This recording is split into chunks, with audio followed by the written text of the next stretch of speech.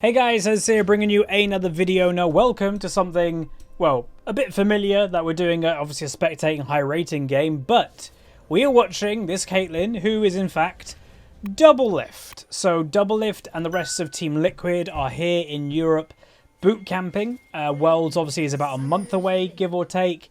And yeah, a bunch of teams have come over. I think most of them are staying in the Netherlands and obviously playing on EU West.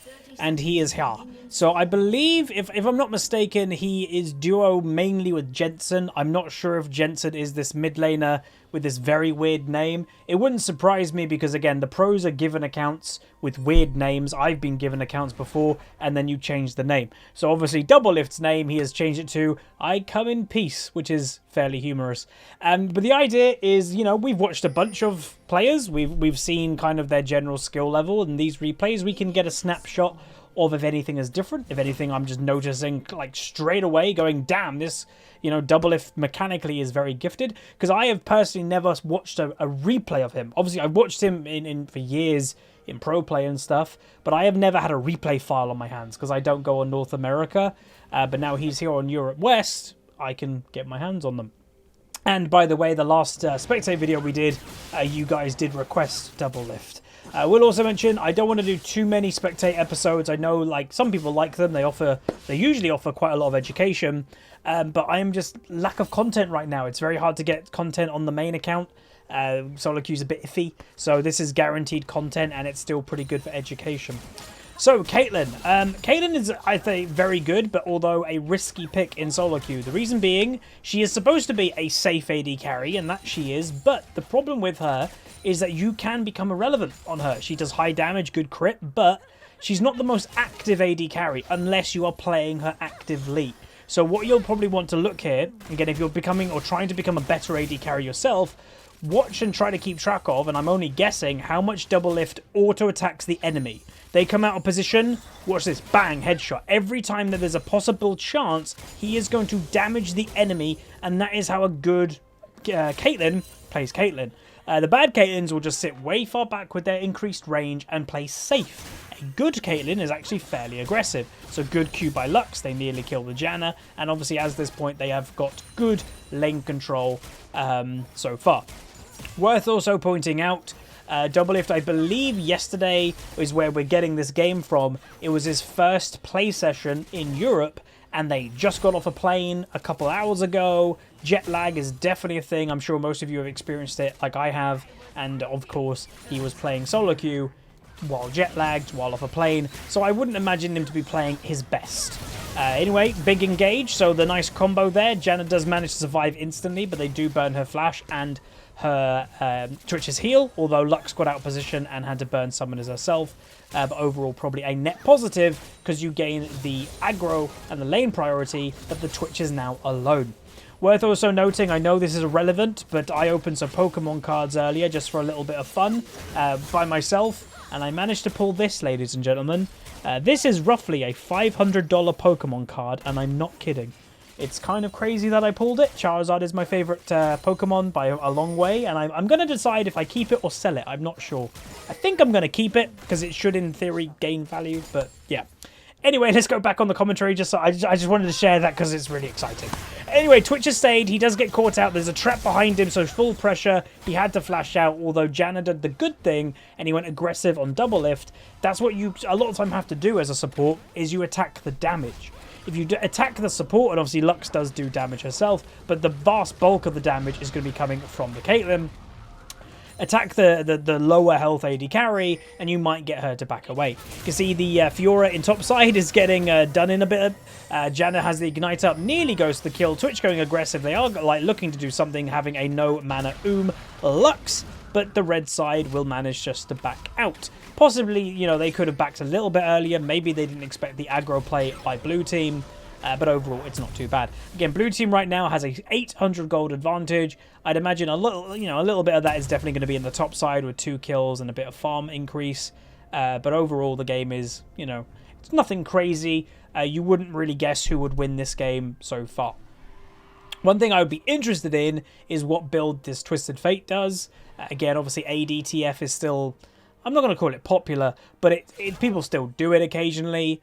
Although it does seem that AP is making much more of a comeback nowadays. So I presume you go AP, and there we go. It is locked in. He is going to be going, I believe, for the Rod of Ages. But as for, like, you know, we're watching Doublelift. Have I seen anything straight away? If I was with this Caitlyn, yeah, he's a clean Caitlyn. You can definitely tell that off the outset. He's good at last hitting, and you know he's missed a couple, but I blame that on jet lag. He's maximizing a lot of the time his poke damage, and you're watching somebody that is reluctant to base. Pros are reluctant to base. They do not want to go back a lot because that means they are wasting gold. They are not getting farm if they're in base. So he is like really risking when not to go back, but it's working in his favor because neither him or his Lux has died yet, so it's not been a bad thing at all. Obviously, they haven't got a kill, though. However, that is something that they probably would want. And if you also notice, a slight risk that he has taken is items. He has bought no sustain. He has gone for the pickaxe with no sustain. So that will tell you basically one thing. He wants to get a kill.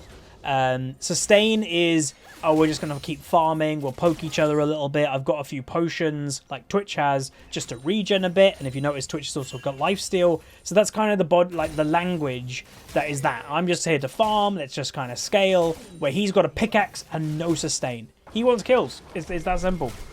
All right, so Shaco does go down. So double kill for blue team. Obviously, that's not a good thing. Where will be, I guess, you know, is there a turning point in this game? Is it a dragon play that could happen? And again, I'm guessing it's Jensen in mid lane, but again, I'm not going to 100% say it's him. I'm just guessing it's him.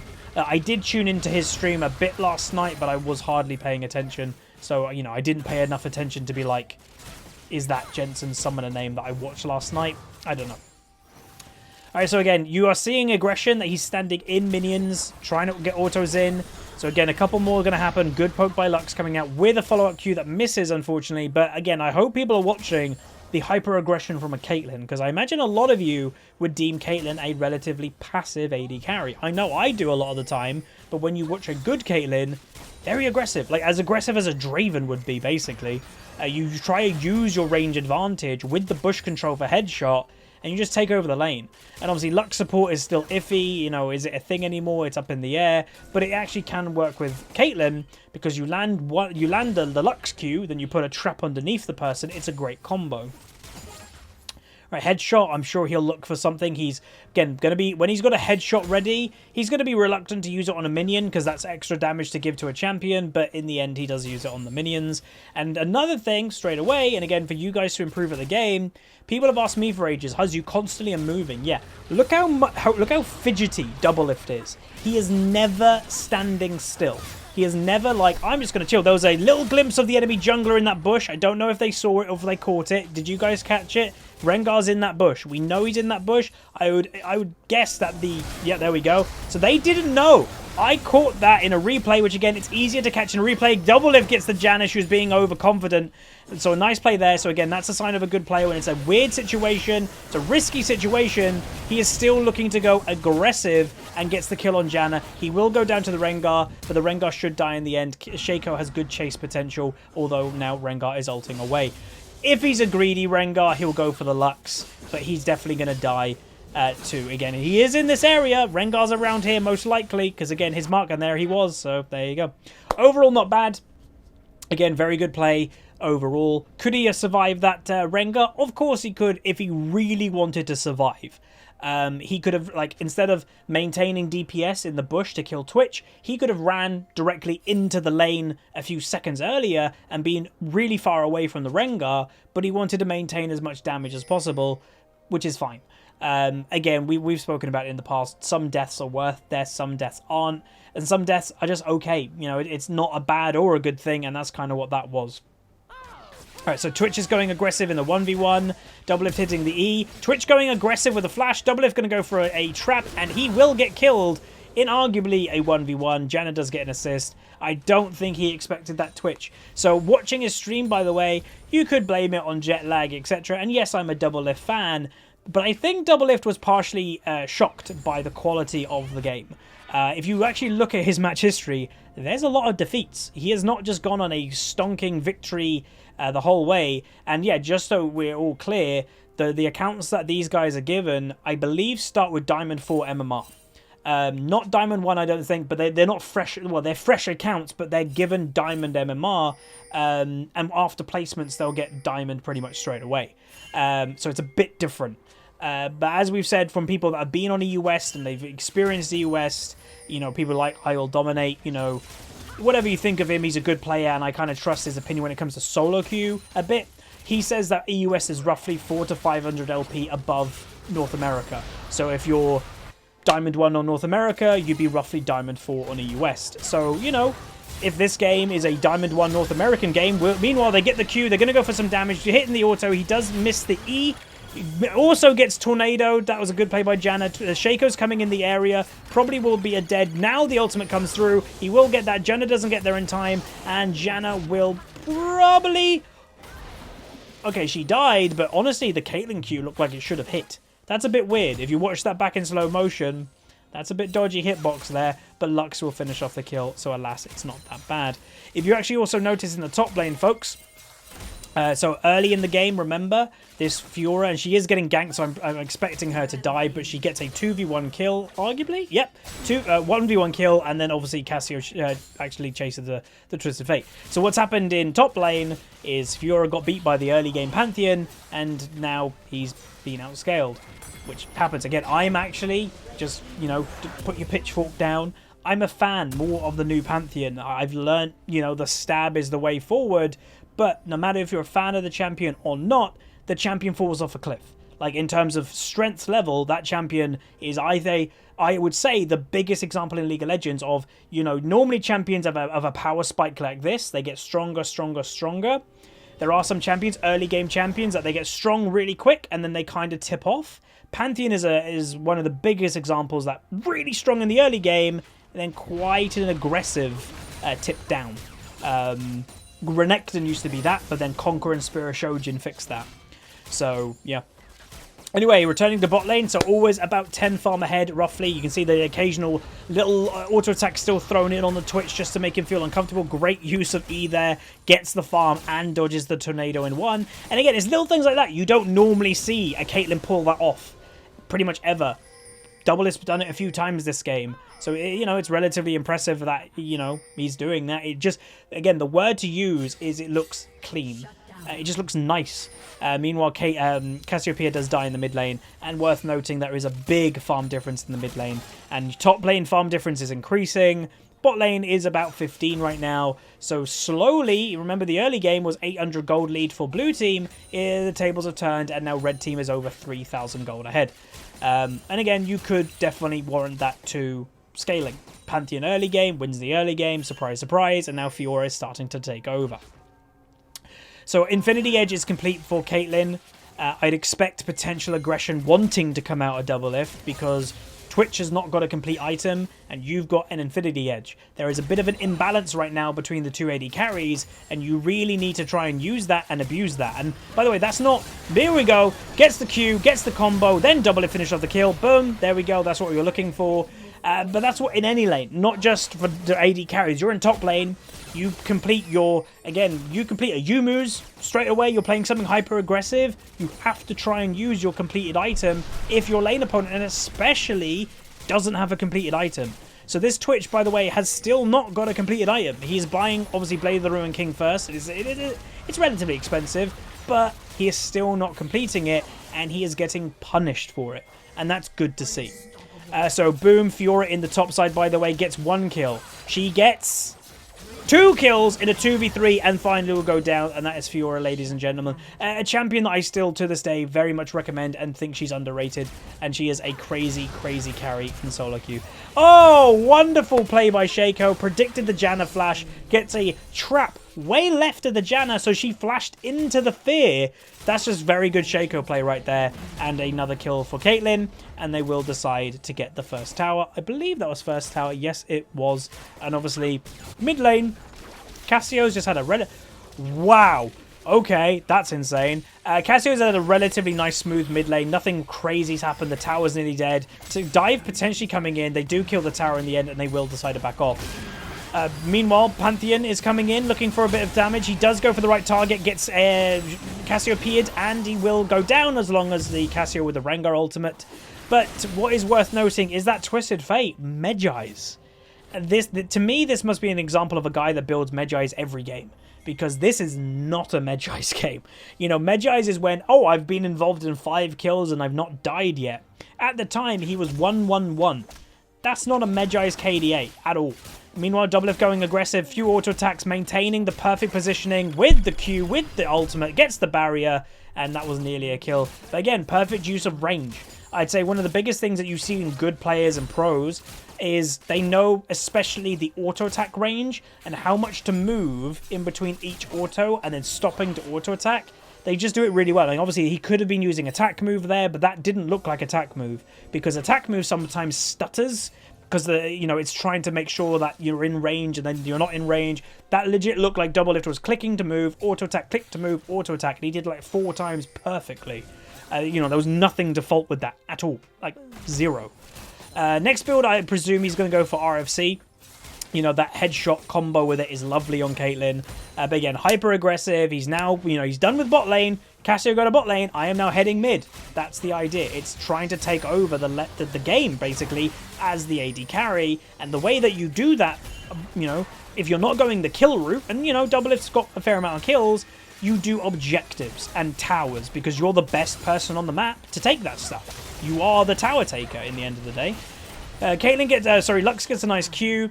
Cassio gets a solo kill on the Rengar, and they will, again, just completely still dominate this tier 2 tower at only 16.5 minutes. It's crazy hyper aggressive. Again, occasional autos in, gets the tier 2, and they probably will do one more wave, and if I had to guess, they would probably back out. But yeah, this has been great to watch. Does it feel different to EUS Caitlyn's? Not really, but it just feels clean. It just feels tidy, clean. There's very little mistakes happening. The one where he went, in lane and got caught by Twitch, that was a mistake, but not overly big mistakes. Mechanically, you can tell it's on point. There's also not just how much movement and range you're going to have to get autos off. It's also, there's an argument. Meanwhile, Rengar ultimate gets stuck in the Cassiopeia and Miasma does get comboed out, won't go down. Twitch is definitely going to be chasing the Caitlyn right now. He flashes on top. Lux going to come in, lands the Q with the ultimate, will pick up the kill. So they will survive. And like we spoke earlier, by the way, just want to make sure you guys are aware, what is one of the points we said? Pros especially, and this has been a great example, hate to base. They hate it. So Doublelift probably he's got over 1,000 gold. He's been low health for a while. He don't want a base. He's like, I want more gold. If I'm in base, I can't make money. He's been so reluctant to base, but he finally does, and he actually goes static shiv, not RFC. I guess the argument for that is the enemy team is all about getting close to you. Pantheon jump, Rengar ultimate, Twitch. They're going to get close to you, so you may as well go static shiv for more burst. I guess that's the point. Because RFC is only good if you can kill people from range, and the enemy team is all about getting close. So that's arguably why he's done that. But yeah, anyway, what I'd expect is them just to bombard one lane again.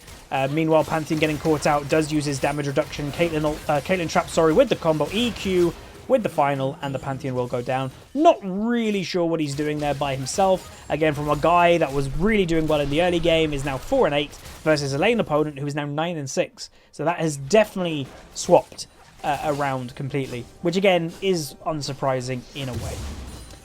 Right, now we're going to go to top lane. So Cassiopeia are in the bot side. They've already got tier 2 mid. So where do they go? Well, they want tier 2 top. So again, it's the principle of, it sounds bad, I know, but when you're in a game, the idea when you've got a lead, you want to choke out the enemy team. I know that sounds weird, but you want to squeeze them of, you're stronger than the enemy team right now.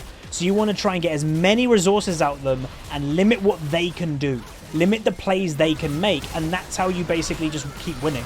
So Twitch going to go for a combo. He will go down, but the only negative to what red team is doing, if I'm honest, is that they're relatively alone. Double teleport happened, by the way. Cassiopeia coming in. So like I said, they were relatively alone. Well, backup showed up with a double teleport.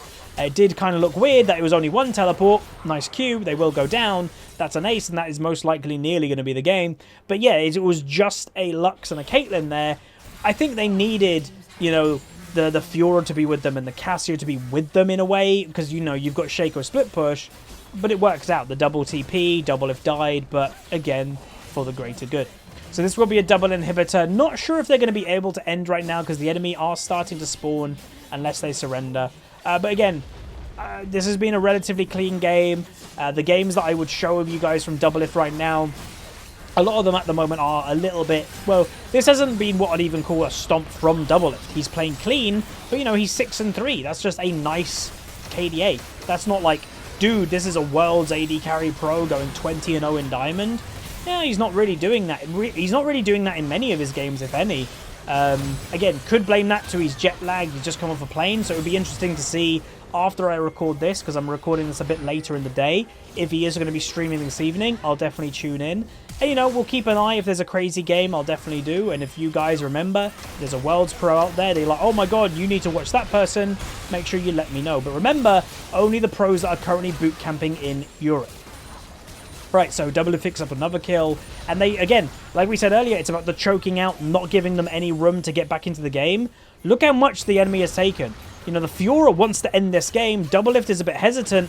To be honest, if they actually committed, they would have easily got that tower and probably still managed to get away. Rengar ultimate is coming. He is down this side somewhere. He's probably going to run that way to look for a squishy, which he did. Again, it's like reading a book. He does get queued. He will get killed. That will be very demoralizing for Rengar, being now 2-7. And again, the Medjai's Twisted Fate, definitely the wrong build to do. Fiora being hyper-aggressive herself. Again, that is... maybe that was Jensen this game. Not really sure, because the Fiora seems to be more aggressive and confident. Twitch looking for a bit of damage, doesn't get many off, and again, red team, if I had to guess, would be wanting to end. I don't think they want to continue this game. You know, yes, they outscale because the enemy team's got Pantheon, but why be in a game any longer than you need to be? Pantheon doesn't even have to keep the damage to kill the Cassio at no health, and now finally super minions are here. They will kill the tower. You can see Twitch and Red's trinket. Fiora going to go aggressive into the tower. Will probably die. Pantheon finally gets the kill on her. Nope, actually Fiora does. Never mind. No, Twitch does, sorry, with the dot. And again, the reluctance to go back. So Doublelift is up here, staying at relatively good health. There's a lot of super minions coming. He's clearing out all the minions to let his super minions get closer. Pantheon, okay. Shaco having a little of a jig. I guess he disconnected or something. And again, super minions are arguably going to win this game. Because again, it's only 22 minutes and super minions are actually hard to kill. So Rengar ultimate's coming, prep for the Rengar. Really what Caitlyn should be doing is standing near a trap, which she does perfectly. Gets the combo. Rengar's going to die again. Janna's probably going to go down if there's enough damage. There probably isn't. Twitch now going aggressive. E out for safety. Twitch going to try and kill the Lux. Does kill the Lux with a crit. And again, this is a bit, I guess, of showboating. They could have ended by now very easily. Janna trying to make it away. Wow, that was something. And now Doublelift returning for the Nexus, which is finally going to go down. So there we go. That is our first pro spectate for Worlds. And, you know, I guess what you could say, this is my first of Worlds content because it's a pro here that is normally not here. It's a North American pro. And, you know, he finished 10-3-4, so that's a much better KDA. That looks a bit better. But remember, he was 6-3 for a long time. It was just right at the end of the game, picking off a couple kills. But overall, what I'd say, like little notes here and there, because obviously we normally watch EU people, you can definitely tell he's very good. You know, I've never done a POV that I'm looking at directly at just Doublelift the whole game. Yeah, he's very good. He's very clean. He knows Caitlyn perfectly. And I'm guessing, you know, not really guessing. He knows every AD carry perfectly. He knows when to move, when to attack, how much he can move, the auto timings of like maximizing each auto to movement. He knows all that. It's perfect. So that you can't fault that. A couple mistakes here and there, but again, that could just be he's making mistakes, or it could be he's just come off a plane, like we've said. But overall, it was fun. It was good to watch. Hopefully you guys enjoyed it. And what I will say, if you guys want me to cover more pros than that, again, put them in the comments, but also do me a massive favor and like this video, because that will encourage me to watch more pros that, again, are normally not here on EU West, because I find it fun. Anyway, like, subscribe, comment down below. See you guys next time. Peace.